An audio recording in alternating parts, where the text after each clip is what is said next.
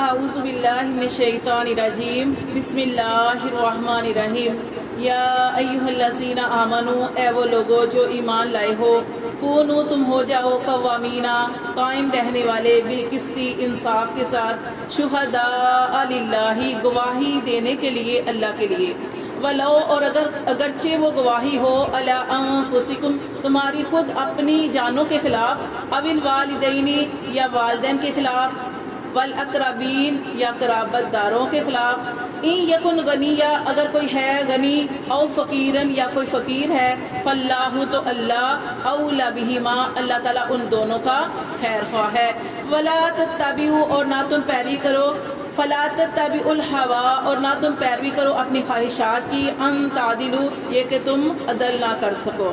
تو دیکھیں یہ جو آیت ہے اس میں اللہ تبارک و تعالیٰ سب سے پہلے یہ خطاب فرما رہے ہیں کہ اے ایمان والو کونو قوامین بالقسط کہ گواہی دینے کے لیے قائم رہو، کس پاس؟ انصاف کے ساتھ گواہی دو۔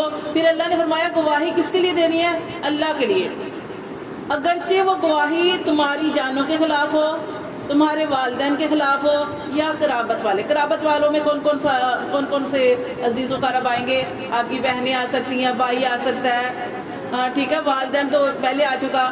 قرابت والوں میں جتنے بھی یہ قریبی رشتے ہوتے ہیں میکے اور سسرال کے جو قریبی آپ کے عزیز و قرب ہیں وہ سارے لوگ اس کے اندر آئیں گے۔ تو اللہ تعالیٰ فرماتے ہیں کہ اے ایمان والو اگر کوئی گواہی دینے کے لیے تمہیں کہا جائے اور وہ گواہی ہو سکتا ہے تمہارے والدین کے خلاف ہو، قرابت والوں کے خلاف ہو، لیکن تم نے حق کی گواہی دینی ہے، حق کی گواہی، ٹھیک ہے، سمجھ آ رہی ہے؟ حق کی گواہی دینی، یہ نہیں سوچنا کہ ادھر تو یہ ساری گواہی جو ہے میرے والدین کے خلاف جا رہی ہے۔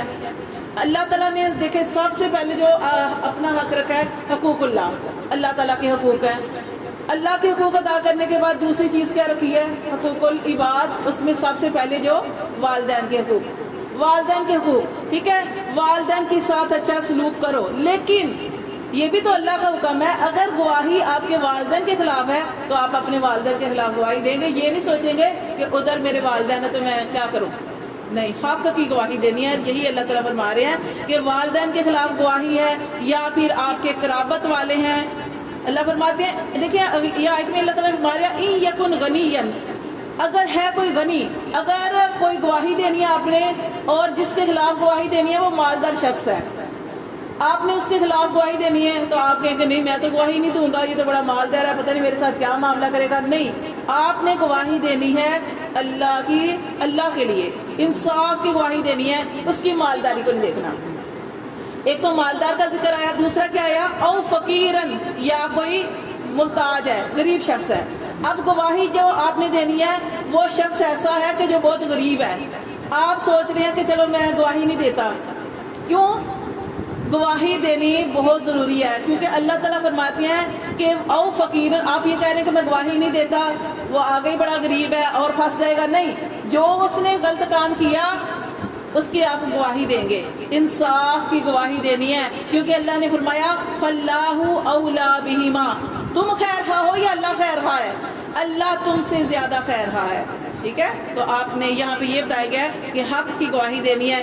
دیکھیں حق کی گواہی میں بہت سارے معاملہ، جیسے کہ جو وراثت کے احکام ہوتے ہیں، وراثت کے معاملات ہوتے ہیں، اس میں بے انصافی کی جاتی ہے، جو حق مارے جاتے ہیں بہنوں کے، اور بہت سارے ہمارے معاشرے کے اندر یہ چیز ہے کہ بہنوں نے اگر حق لے لیا تو وہ بھائیوں سے ساری زندگی نہیں مل سکتی، یہ سب غلط چیزیں ہیں۔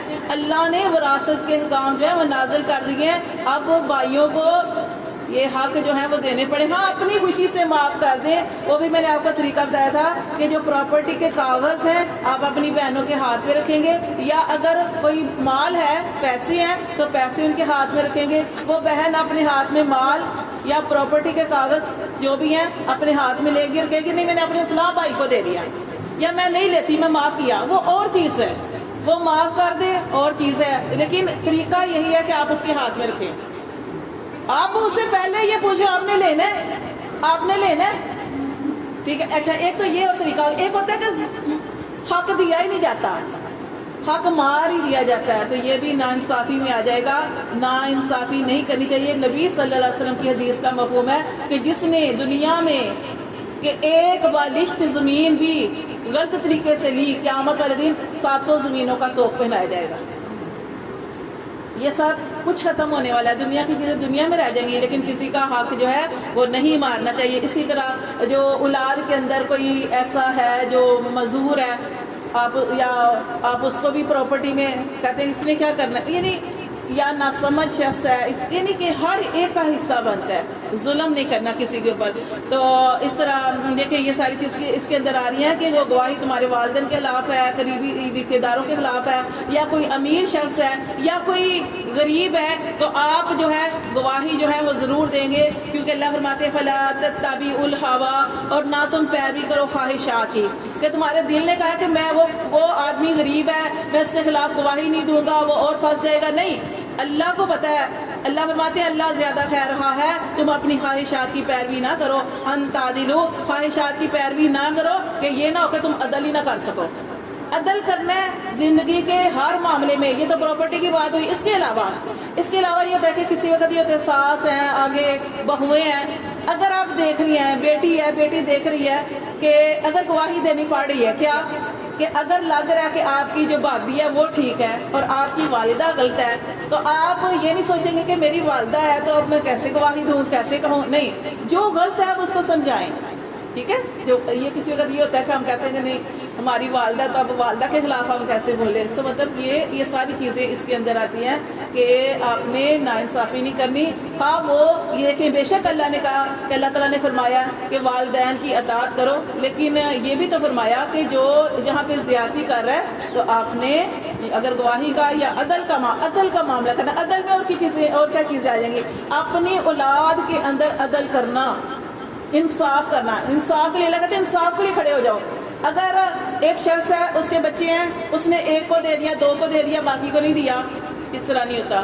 اس طرح دوسرے بچوں کے اندر حسد پیدا ہوتا ہے، پھر جلن کڑن. پھر دیکھا تھا یوسف علیہ السلام کا واقعہ کہ صرف والد نے ایک خواب سنی تھی یوسف علیہ السلام سے، اور یوسف علیہ السلام نے خواب سنائی تھی اپنے والد کو، اور والد نے کہا تھا بیٹا یہ خواب اپنے دوسرے بھائیوں سے شیئر نہ کرنا، ان کو نہ بتانا، وہ کہیں تم سے حسد نہ کرنے لگے.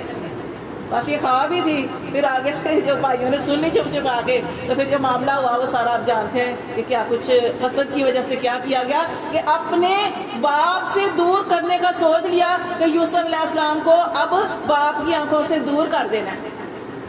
پھر اتنا کچھ کیا بھائی کے ساتھ. لیکن جو اللہ نے تقدیر میں لکھا ہوتا ہے نا وہ ہو کے رہتا ہے، وہ تقدیر کا لکھا غالب آ جاتا ہے. اس لیے جب بھی ہم دعا کریں نا، ایک تو ہم چلو عمل کرتے ہیں، کرنے کی کوشش کرنی چاہیے. دوسرا انسان کو یہ کوشش کرنی چاہیے اور ساتھ اللہ سے دعا کرنی چاہیے کہ اللہ ہمارا خاتمہ ایمان پر کرنا، ہمارا خاتمہ ایمان پر کرنا. کتنے ایسے لوگ آپ نے دیکھے نا کہ دنیا میں وہ اچھے نہیں ہوتے، نماز نہیں پڑھتے، ظلم زیادتی کرنے والے ہوتے ہیں، لیکن جب آخری عمر ہوتی ہے تو اللہ تعالیٰ کی طرف رجوع کر لیتے ہیں، دل بدل جاتا ہے.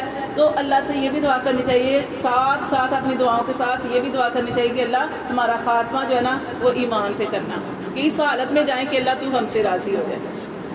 تو یہ ساری چیزیں. اور ویسے بھی دیکھیں نا کیا ہے مسلمان کی پہچان کیا ہے کہ مسلمان وہ ہے جس کے ہاتھ اور زبان سے دوسرے مسلمان جو ہے محفوظ رہیں. ٹھیک ہے نا، ہاتھ اور زبان سے. اور اسی طرح آپ دیکھ رہے ہیں کہ ظلم ہو رہا ہے، زیادتی ہو رہی ہے، تو حدیث میں کیا آتا ہے کہ آپ نے کیا کرنا ہے کہ اگر آپ دیکھ رہے ہیں کسی کے ساتھ ظلم اور زیادتی کا معاملہ ہو رہا ہے تو کیا کرنا چاہیے؟ ہاتھ سے روکنا چاہیے اگر ہمت ہے. اگر ہاتھ سے نہیں روک سکتے تو پھر کیا کرنا ہے؟ پھر زبان سے کسی کو سمجھانا ہے. اگر تب بھی کوئی نہیں سمجھ رہا تو پھر وہ اگر سامنے والا زیادہ ہی ظالم ہے تو پھر آپ اپنے دل میں اس کو برا کہیں گے. اور یہ ایمان کا سب سے ہلکا درجہ ہے. ایمان کا سب سے بہترین درجہ کیا ہے کہ جو بات ہے اس کو ہاتھ سے روکنا. ٹھیک ہے، تو اب یہ ساری چیزیں اس کے اندر آتی ہیں. دیکھیں اللہ تعالیٰ فرماتے ہیں کہ یا ایھا الذین، نہیں آگے، فلا تتبعوا الہویٰ، اور نہ تم پیروی کرو خواہشات کی، ان تعدلوا، یہ نہ ہو کہ تم عدل نہ کر سکو. وَإِن تلووا، اس کا کیا مطلب ہے کہ یہ نہ ہو کہ تم اپنی زبان کو موڑو. جیسے ہم یہ پیچھے پڑھ چکے ہیں یہ لفظ کہ اپنی زبانوں کو موڑتے ہیں. کیوں؟ کیونکہ جو ان کو کہا جاتا ہے اس کے خلاف کرتے ہیں. اب تم گواہی اس لیے نہیں دے رہے کہ گول مول بات کر رہے ہو، گول مول بات کر رہے ہو تاکہ گواہی جو ہے صحیح نہیں اس طرح نہیں کرنا. ان تالو یہ نہ ہو کہ تم زبان کو موڑو اور صحیح بات نہ کرو، اور توریزو یا تم اعراض کرو کس سے؟ گواہی دینے سے. اللہ فرماتے ہیں گواہی ضرور دینی ہے. فَإِنَّ اللَّهَ بے شک اللہ کانا ہے بِمَا تَعْمَلُونَ خَبِيرًا، جو بھی تم اعمال کرو گے اللہ اس پر باخبر ہے. اسی طرح ہم پڑھے تھے جیسے بیویوں کے درمیان عدل کرنا، ٹھیک ہے نا، یہ ساری چیزیں انصاف میں آ جائیں گی، عدل کے اندر آ جائیں گی. اپنی اولاد کے اندر عدل کرنا، اپنی بیویوں کے درمیان عدل کرنا. اسی طرح آپ نے دیکھا ہوگا کہ شادی ہوتی ہے تو جو بیٹے ہوتے ہیں پھر ایک طرف ہو کے رہ جاتے ہیں، یہ بھی یہ چیزیں غلط ہیں. عدل، والدین کے حق ادا کرنا، بیوی کے حق، آگے بچے ہیں تو بچوں کے، بہن بھائیوں کے، تو یہ ہوتا ہے عدل، ہر چیز کے اندر عدل کرنا. ٹھیک ہے. پھر اللہ تعالیٰ فرماتے ہیں کہ اللہ تعالیٰ تمہارے سارے اعمال کو دیکھتا ہے. یا ایھا الذین آمنوا، اے وہ لوگ جو ایمان لائے ہو، آمنو ایمان لاؤ، باللہ اللہ پر، ورسولہ اور اس کے رسول پر، والکتاب الذی اور ان کتابوں پر وہ جو نزل نازل کی گئی، علی رسولہ اس کے رسول پر، والکتاب الذی اور کتاب پر، الذی وہ جو انزل اتاری گئی من قبل آپ سے پہلے، ومن یکفر اور جو کفر کرے، باللہ اللہ کا، وملائکتہ اس کے فرشتوں کا، وکتبہ اور اس کی کتابوں کا، ورسولہ اور اس کے رسولوں کا، والیوم الاخر اور آخرت کے دن کا، فقد ضل تو بس وہ بہک گیا، ضلالا بعیدا دور کی گمراہی میں. تو دیکھیں یہ جو اس آیت میں بتایا گیا نا، یہ ارکان اسلام، ہمارے ارکان اسلام اس کے اندر آ گئے ہیں. ارکان اسلام کتنے ہیں؟ 5. توحید، نماز، روزہ، زکوٰۃ، حج، یہ ساری چیزیں اس کے اندر آ گئی ہیں. اللہ فرماتے ہیں اے ایمان والو ایمان لاؤ اللہ پر. اللہ پر ایمان لانا شرط، اور اس کے بعد عمل صالح، وہ تو اگر ہمارے اپنے مال کو قبول کروانا چاہتے ہیں تو عمل صالح کرنے ہیں. ایمان شرط ہے. ایمان کے بعد کیا کرنا ہے؟ رسولوں پر ایمان.